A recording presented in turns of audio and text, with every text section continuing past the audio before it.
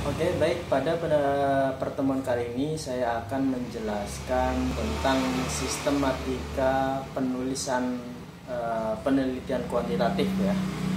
Jadi bagaimana cara kita menyusun suatu penelitian kuantitatif, hal yang harus kita lakukan terutama pada susunan sistematika penulisannya. Sistematika penelitian kuantitatif.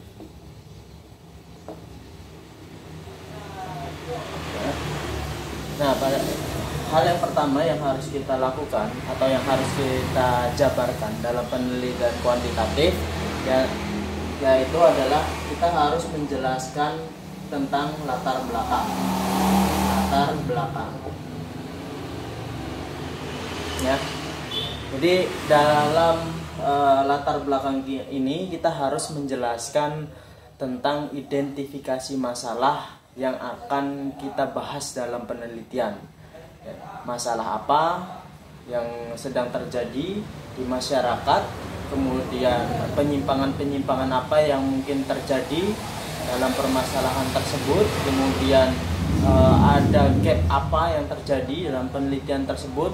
Kita harus jelaskan, kita harus ungkapkan mengapa suatu permasalahan yang akan kita bahas dalam penelitian ini penting untuk dibahas dan dicarikan solusinya ya.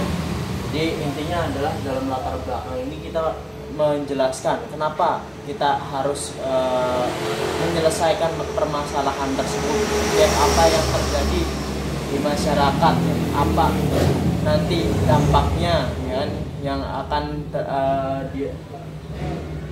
dirasakan oleh masyarakat ya. Jadi kita mengidentifikasi terkait dengan masalah-masalah tersebut. Kemudian kita juga harus menjelaskan batasan-batasan masalah yang akan kita teliti, sehingga proses penelitian itu tidak terlalu melebar. Jadi penelitian itu menjadi fokus bahasannya ya, tidak melebar kemana-mana. Itu latar belakang. Kemudian setelah latar belakang kita jelaskan identifikasi masalah, batasan masalah yang akan kita teliti ya. Selanjutnya kita membuat rumusan masalah. Rumusan masalah ini adalah berupa suatu pertanyaan ya, tentang apa yang akan kita teliti. Biasanya rumusan masalah ini dalam bentuk pertanyaan ya, pertanyaan penelitian. Kalau penelitian kuantitatif jelas dia terkait untuk mengetahui hubungan ya kan, suatu variabel dengan variabel lainnya ya. Misalkan saya ambil contoh, misalkan pengaruh good governance terhadap kinerja perusahaan, seperti itu ya. Good governance terhadap kinerja perusahaan, misalkan variabel yang diambil untuk good governance itu, misalkan yang pertama adalah terkait dengan jumlah komisaris ya, jumlah dewan komisaris yang pertama. Kemudian yang kedua katakanlah jumlah rapat dewan komisaris, dan yang ketiga katakanlah terkait dengan gender, jumlah dewan komisaris yang bergender perempuan misalkan. Nah, jadi ada 3 itu ya terkait good governance-nya yang akan kita teliti terhadap kinerja. Maka dalam rumusan masalah dan kita harus membuat 3, kalau misalkan kita membahasnya adalah pengaruh 3 variabel tersebut terhadap kinerja perusahaan, maka kita harus membuat pernyataan dalam rumusan masalah itu ya 3 juga ya, 3 juga. Caranya tadi yang pertama ya, rumusan masalahnya yang pertama adalah apakah jumlah dewan komisaris berpengaruh terhadap kinerja perusahaan. Itu pertanyaan yang pertama. Kemudian pertanyaan keduanya, apakah tadi apa ya? Jumlah rapat, ya, apakah jumlah rapat Dewan Komisaris berpengaruh terhadap kinerja perusahaan? Kemudian yang ketiga, apakah jumlah Dewan Komisaris yang bergender perempuan tadi berpengaruh terhadap kinerja perusahaan? Jadi kalau misalkan variabelnya kita memilih 3, ya kan, variabel independennya kita memilih 3, maka jumlah pertanyaan dalam rumusan masalah itu juga harus 3, ya kan? Harus 3, terdiri dari 3, ya. Jadi kita merumuskan pertanyaan dari latar belakang yang sudah kita jelaskan, ya kan? Kemudian kita rumuskan, kita buat pertanyaan penelitiannya, ya. Kalau misalkan kita membahas 3 variabel, ya kan, maka kita juga harus membuat pertanyaannya ya untuk 3 variabel ini, ya. Nah, selanjutnya yaitu kita juga harus membahas mengenai tujuan penelitian, ya. Jadi tujuan dari penelitian ini juga harus mengikuti jumlah rumusan masalahnya, ya. Jumlah rumusan masalahnya, karena ini kita berbicara mengenai penelitian kuantitatif, ya. Penelitian kuantitatif itu prosesnya harus prosedural, ya. Prosesnya harus mengikuti prosedur, ya. Kalau misalkan dalam rumusan masalahnya di sini ada 3 pertanyaan, maka tujuan ini harus menjelaskan 3 pertanyaan tersebut, ya. Kenapa kita memunculkan pertanyaan 1, pertanyaan 2, pertanyaan 3? Tujuannya apa? Nah, itu yang akan menjadi tujuan penelitiannya, ya kan? Mempengaruhi tadi, ya kan? Apakah jumlah Dewan Komisaris itu berpengaruh terhadap kinerja? Berarti tujuannya untuk mengetahui pengaruh jumlah Dewan Komisaris terhadap kinerja perusahaan, ya. Begitu juga pertanyaan-pertanyaan yang selanjutnya. Jadi jumlah tujuan penelitian harus mengikuti jumlah pertanyaan yang ada dalam rumusan masalahnya. Kemudian setelah tujuan penelitian, kita harus menjelaskan tentang manfaat penelitian. Manfaat penelitian. Nah, manfaat penelitian ini, apa manfaat yang bisa didapatkan dari proses penelitian ini? Manfaat penelitian ini paling tidak kita harus menjelaskan 3 aspek, ya. Manfaat untuk si peneliti itu sendiri atau bagi pribadi peneliti itu sendiri, kemudian manfaat bagi masyarakat yang akan dirasakan oleh masyarakat, ya, yang akan dirasakan terutama pada subjek penelitiannya, ya, pada tempat penelitiannya, ya. Kemudian juga manfaat bagi pengembangan ilmu pengetahuan atau bagi akademisi. Jadi ada 3, ya. Yang pertama untuk pribadi, ya, pribadi. Kedua masyarakat, ya, atau tempat penelitiannya, ya. Kemudian yang terakhir adalah untuk bidang akademis, ya.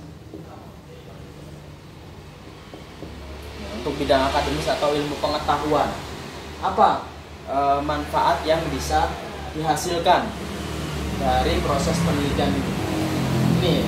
Ini yang pertama, ya, untuk kita menjelaskan latar belakang. Nah, kemudian yang kedua, ya, kita hapus dulu.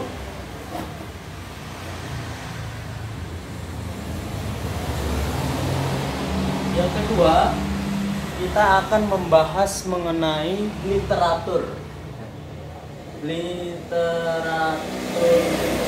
studi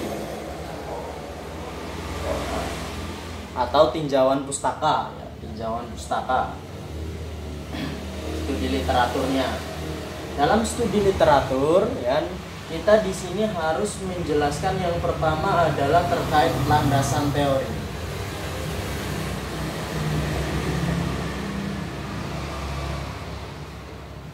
ya, landasan teori.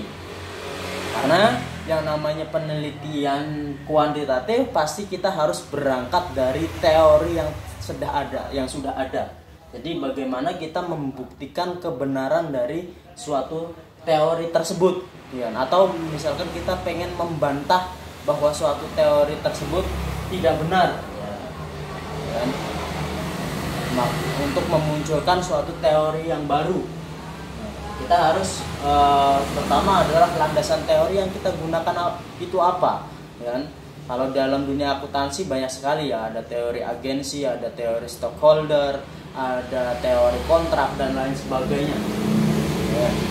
Banyak teori yang bisa digunakan untuk penelitian, tergantung masalah apa yang akan kita bahas. Kemudian setelah landasan teori, maka yang selanjutnya adalah terkait definisi variabel. Definisi variabel-variabel yang didasarkan atau yang akan dibahas dalam penelitian tersebut. Jadi kita jelaskan masing-masing definisi variabelnya, ya. Yang menjadi kata kunci dalam penelitian tersebut harus dijelaskan definisi-definisinya, ya. Setelah itu kita mengembangkan hipotesisnya, ya.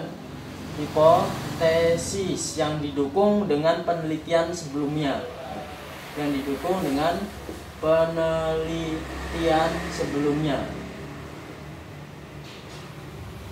hipotesis itu adalah dugaan sementara, ya. Dugaan atas suatu pertanyaan tadi, kan. Yang pertama ada rumusan masalah. Nah, untuk hipotesis ini juga, ya kan, kalau misalkan kita tadi memilih 3 variabel, ya kan, yang mempengaruhi terhadap satu variabel dependen tadi, good corporate governance tadi, ya, meliputi elemen jumlah dewan komisaris, kemudian jumlah rapat dewan komisarisnya, kemudian dewan komisaris yang gender perempuan, terus pengaruhnya terhadap kinerja. Maka kalau misalkan dalam rumusan masalahnya kita memunculkan 3 pertanyaan, maka hipotesisnya juga harus ada 3. Kita harus menjelaskan 3 hipotesis tersebut, ya. Dari pertanyaan tersebut kira-kira berpengaruh atau tidak, ya. Nah, dalam sistematika penulisan sebaiknya, ya kan, dalam hal penulisan hipotesis itu kita harus membuat suatu hipotesis yang positif, ya, yang dapat diterima, ya, Jadi misalkan yang pertama, ya, hipotesis yang pertama adalah jumlah dewan komisaris berpengaruh terhadap kinerja perusahaan. Padahal kan kita bisa juga, ya kan, kita bisa juga membuat hipotesis, ya, jumlah dewan komisaris tidak berpengaruh terhadap kinerja perusahaan. Jadi ada hipotesis yang diterima, ada hipotesis yang ditolak, ya. Tapi dalam hal penulisan proposal penelitian, ya, kita harus membuat hipotesis yang positif, ya. Sebisa mungkin kita membuat hipotesis yang positif terlebih dahulu, meskipun nanti pada saat pembuktian, ya, bisa jadi hipotesis kita itu tidak benar, justru hipotesisnya menjadi ditolak atau tidak berpengaruh, katakanlah seperti itu, ya. Tapi dalam membuat proposal kita bagaimana membentuk hipotesis itu adalah hipotesis yang positif, ya.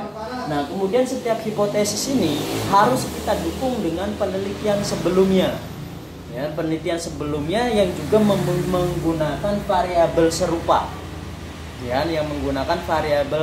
serupa. Ya, misalkan tadi, ya kan, pengaruh jumlah dewan komisaris terhadap kinerja. Nah, maka kita harus ada penelitian sebelumnya yang mendukung, ya, bahwa mendukung suatu hipotesis tersebut, ya, yang menjawab suatu hipotesis tersebut, yang mengatakan bahwa hubungan jumlah Dewan Komisaris itu berpengaruh positif terhadap kinerja perusahaan, ya. Itu harus kita dukung. Tapi kita juga sebaiknya menyiapkan juga, ya, penelitian yang sebelumnya atau artikel yang sebelumnya, ya kan, yang juga membuktikan bahwa hipotesis itu ditolak atau tidak berpengaruh, ya, atau berpengaruh negatif, misalkan seperti itu.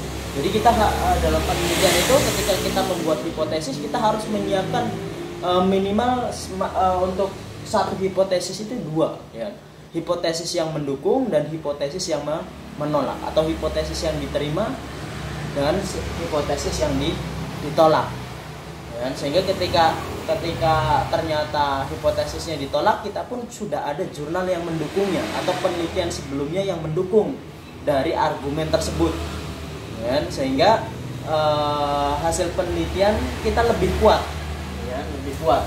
Jadi jumlah hipotesis ini, ya, jumlah dugaan ini itu harus sama, ya kan, dengan jumlah rumusannya, dan menjawab jumlah rumusannya tadi, rumusan masalahnya. Kalau ada 3, ya berarti hipotesisnya saya 3 juga. Berarti hipotesis yang kedua adalah jumlah rapat Dewan Komisaris berpengaruh positif terhadap kinerja perusahaan. Nah, kemudian kita dukung dengan penelitian sebelumnya, ya. Tuh. Nah, setelah hipotesis, yang terakhir adalah kita membentuk kerangka, ya. Kerangka penelitian. Ya, kerangka penelitian ini biasanya berbentuk grafik-grafik seperti itu, ya, gambar-gambar yang menunjukkan pengaruh satu variabel dengan variabel yang lainnya. Nah, ini, ya, terkait dengan literatur studi yang harus kita bahas. Nah, kemudian yang ketiga,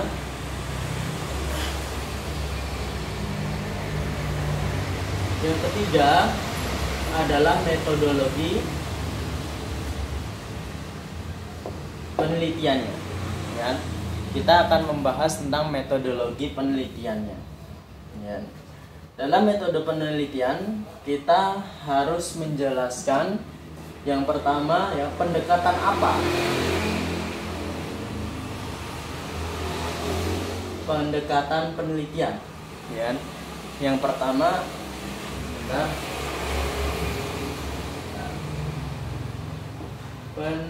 pendekatan, ya. Jadi pendekatan penelitian yang kita gunakan, karena kita di sini membahas penelitian kuantitatif, tentu pendekatan penelitian yang kita gunakan dalam penelitian ini adalah penelitian kuantitatif. Kita harus mendefinisikan apa itu penelitian kuantitatif, ya. Nah, setelah itu pendekatan yang digunakan selanjutnya adalah variabel.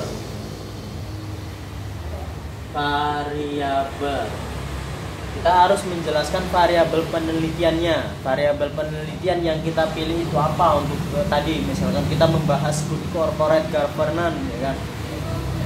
Kita memilih variabel kenapa kita alasan kita memilih tadi ketiga variabel itu tadi dari good corporate governance, ya kan.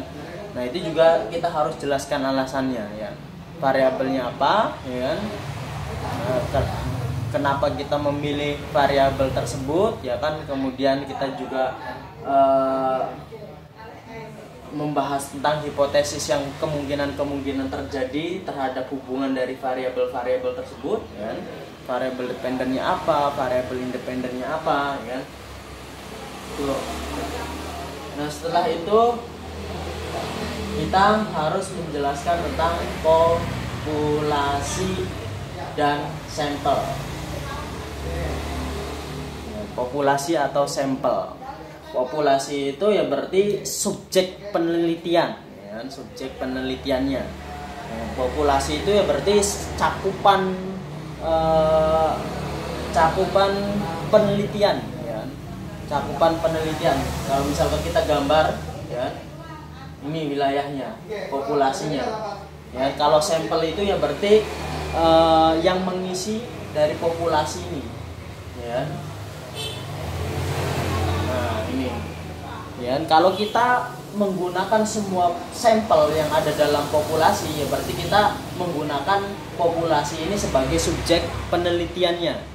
Tapi kalau misalkan jumlah populasinya terlalu banyak, ya, yang menyebabkan mungkin itu sulit untuk dilakukan, maka kita bisa mengambil sampel secara random, ya, secara acak. Kita bisa memilih hanya beberapa saja. Misalkan dari jumlahnya yang tadinya 200, ya, kita pengen meneliti hanya 40, katakan perusahaan, ya. Misalkan jumlahnya 200 perusahaan, kita hanya pengen meneliti misalkan 50 perusahaan saja. Kemudian kita memilih sampelnya secara acak di antara sampel-sampel ini, ya. Secara acak. Ini, ya. Tapi kita juga kalau misalkan istilahnya sampel dalam populasi ini terlalu sedikit, kita bisa menggunakan populasi ini sebagai subjek penelitian kita, ya. Nah kemudian setelah itu kita menjelaskan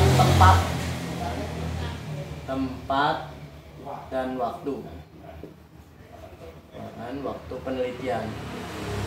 Tempat dan waktu penelitian, kapan dilakukan, tempatnya di mana, dan kemudian juga kita harus menjelaskan bagaimana metode pengumpulan datanya, metode pengumpulan, ya, bagaimana cara kita mengumpulkan data tersebut, ya, apakah dengan cara istilahnya mengumpulkan laporan keuangan, ya, apakah dengan cara melakukan suatu eksperimen, ya, bagaimana metode pengumpulan datanya, ya. Jadi sebelum metode pengumpulan data ini kita juga harus memaparkan jenis data yang kita gunakan tentunya, ya. Jenis data yang kita gunakan itu apa, ya kan? Seperti apa datanya, kemudian metode pengumpulannya seperti apa. Nah setelah itu kita juga harus menjelaskan instrumen penelitian, ya, instrumen penelitiannya. Jadi instrumen penelitian ini adalah suatu alat yang digunakan untuk mengumpulkan atau mengukur, mengolah, ya, suatu objek penelitian kita, ya. Suatu instrumen itu dikatakan baik apabila dia valid, ya, kemudian reliable dan objektif, ya. Jadi penelitian itu harus valid, ya, datanya, ya, kemudian reliable, ya, dapat dipercaya, dan juga objektif. Nah, karena ini adalah penelitian kuantitatif, dia harus bersifat objektif.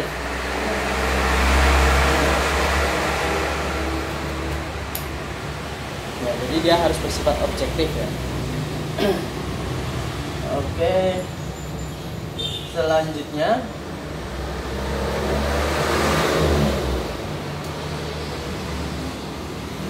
setelah kita menjelaskan ini, ya, instrumen penelitian itu jadi alat yang kita gunakan, ya. Misalkan apakah kuesioner, apakah sebuah tes, ataukah skala tertentu, ya kan? Prosentase kah, ya kan? Kalau misalkan menggunakan laporan keuangan, rasio keuangan, dan lain sebagainya. Jadi alat yang kita gunakan untuk mengukur. Nah setelah instrumen, ya kan, metode pengumpulan, kemudian kita harus menjelaskan tentang teknik analisis. Teknik analisis, ya. Teknik analisis untuk data yang telah dikumpulkan, ya, karena ini adalah penelitian kuantitatif, jadi datanya harus semuanya komplit, ya, terlebih dahulu dikumpulkan.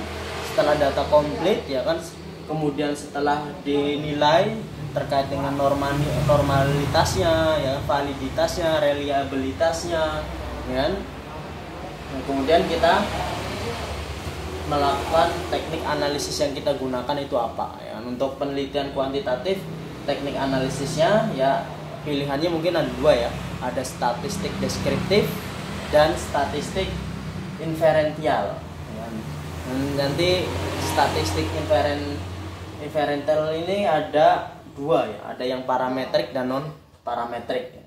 Kita bisa menggunakan berbagai alat analisis ya, misalkan dengan cara regresi ya kan, atau DEA dan lain sebagainya ya. Nah, ini kita harus menjelaskan karena ini prosedural yang harus kita lakukan ya dalam hal penelitian kuantitatif.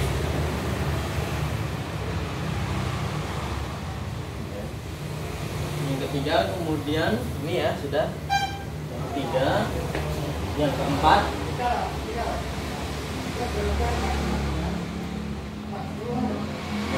kita masuk dalam pembahasan.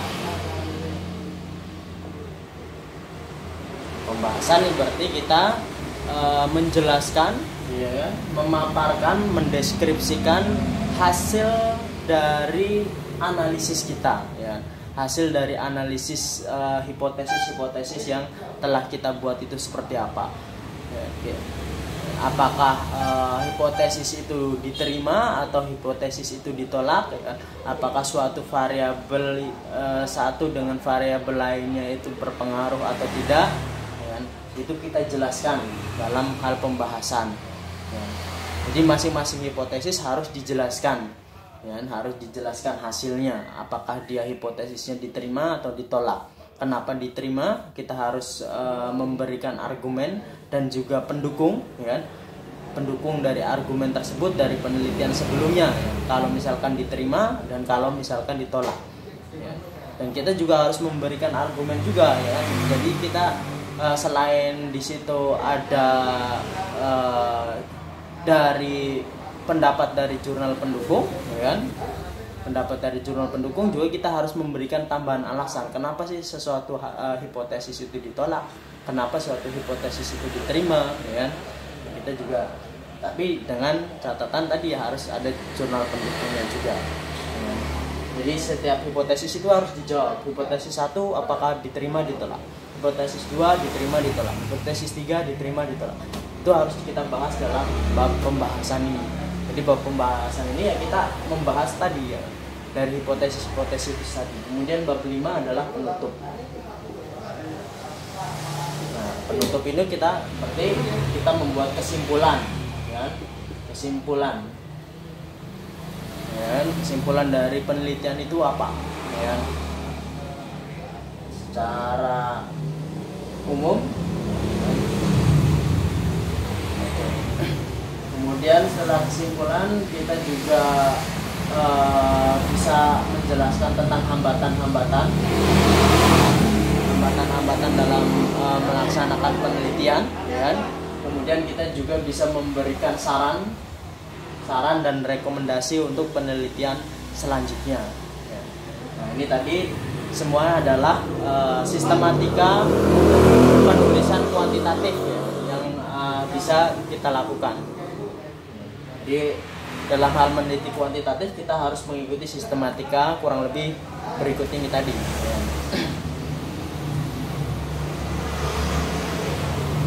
Yang terakhir ya berarti kita tinggal daftar pustaka dan lampiran-lampiran, ya. Jangan lupa, ya. Jangan sampai tidak ada referensi, ya. Harus didasarkan pada referensi yang bisa dipertanggungjawabkan. Saya rasa itu. Terima kasih. Assalamualaikum warahmatullahi wabarakatuh.